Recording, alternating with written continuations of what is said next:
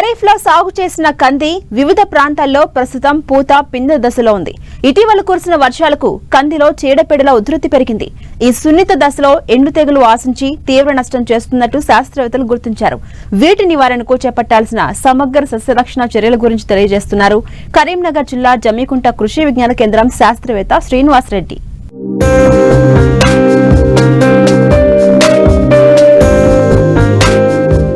ఖరీఫ్ కంది పంట కాలం రకాన్ని బట్టి 150 నుండి 180 రోజులు. జూలై నుంచి ఆగస్టు వరకు విత్తిన ఈ పంట చాలా ప్రాంతాల్లో కాయ తయారయ్యే దశలో ఉంది. డిసెంబర్ నెలాఖరు వరకు పూత వృద్ధి చెందే అవకాశం ఉంది.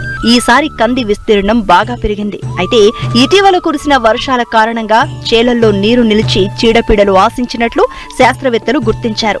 ఎంతో శ్రమ కోర్చి పంటను ఈ దశకు తీసుకొచ్చిన రైతులకు ఇప్పుడు తెగుళ్లు కంటి మీద కొనుకు లేకుండా చేస్తున్నాయి. ఉమ్మడి కరీంనగర్ జిల్లాలోని అనేక మండలాల్లో పూత పిందె దశలో ఉన్న కంది పంటలో ఎండు తెగులు సోకటంతో దిగుబడికి తీవ్ర నష్టం వాటిల్లుతోంది. రైతులు ఈ తెగులుపై నిఘా ఉంచి వెంటనే తగిన నివారణ చర్యలు చేపట్టాలంటూ సూచిస్తున్నారు కరీంనగర్ జిల్లా జమ్మికుంట కృషి విజ్ఞాన కేంద్రం శాస్త్రవేత్త శ్రీనివాస్ రెడ్డి. దాదాపుగా చూసినట్లయితే ఈ యొక్క కంది పంట కూడా ప్రధానమైన పంటగా చెప్పుకోవచ్చు. ఈ కంది పంట చూసినట్లయితే గత 10 రోజులుగా కురుస్తున్న వర్షాల వల్ల అక్కడక్కడ మనకు చూసినట్లయితే వడిలిపోయి ఎండిపోయినట్టు కనబడుతూ ఉంటుంది. దీన్ని మనం విల్ట్ ఎండు తెగులు అని చెప్పేసి కూడా మనం గమనించవచ్చును. ఈ యొక్క ఎండు తెగులు నివారణకు గనక చూసినట్లయితే మనం మొదటగా కార్బెండిజం బావిస్టిన్ అనే మందును 1 గ్రాము లీటర్ నీటికి కలిపి గనక మనము మొదళ్ళ చుట్టూ గనక మనకు కంది యొక్క వేర్లు తడిచే విధంగా చూసి ఆ యొక్క ఎండు తెగులు సోకిన మొక్కలకు అదేవిధంగా వాటి చుట్టుపక్కల మొక్కలకు కూడా మనం పోసుకున్నట్లయితే దాదాపు ఈ యొక్క ఎండు తెగులు రాకుండా మనం కాపాడుకోవచ్చును. అదేవిధంగా బ్లైటాక్స్ అదేవిధంగా కాపరాక్సిక్లోరైడ్ అనే మందును కూడా మనము 3 గ్రాముల లీటర్ నీటికి కలిపి కనుక ఈ యొక్క ఎండు తెగులు సోకిన మొక్కలకు వేర్లు తడిచే విధంగా పోసినట్లయితే ఈ యొక్క ఎండు తెగులు రాకుండా మనము కంది పంటను కాపాడుకోవచ్చును.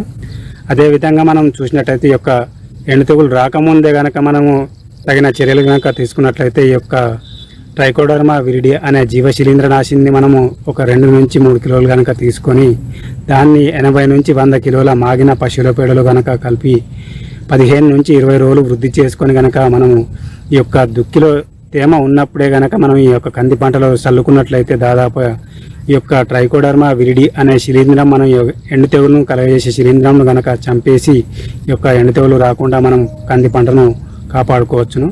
అదేవిధంగా అక్కడక్కడ చూసినట్లయితే ఈ యొక్క కంది పంటలో ఇంకా అంతరకృషి చేయకుండా ఉన్నట్లయితే దాదాపుగా వాటిలలో ఈ యొక్క గడ్డి వల్ల మనకు అక్కడక్కడ చిత్తపురుగులు కూడా ఎక్కువగా పెరిగే అవకాశం ఉన్నందున ఈ యొక్క చిత్తపురుగుల నివారణకు మనము ఈ యొక్క వేప నూనెను 5 ml లీటర్ నీటికి కలిపి దీంతో పాటుగా ఎస్ఫేట్ అనే మందును 1.5 గ్రాము కానీ లేదంటే క్లోరోఫైరిఫాస్ అనే మందును 2.5 ml లీటర్ నీటికి కలిపి కనుక పిచికారీ చేసుకున్నట్లయితే ఈ యొక్క చిత్తపురుగులను కూడా మనము నివారణ చేసుకోవచ్చు.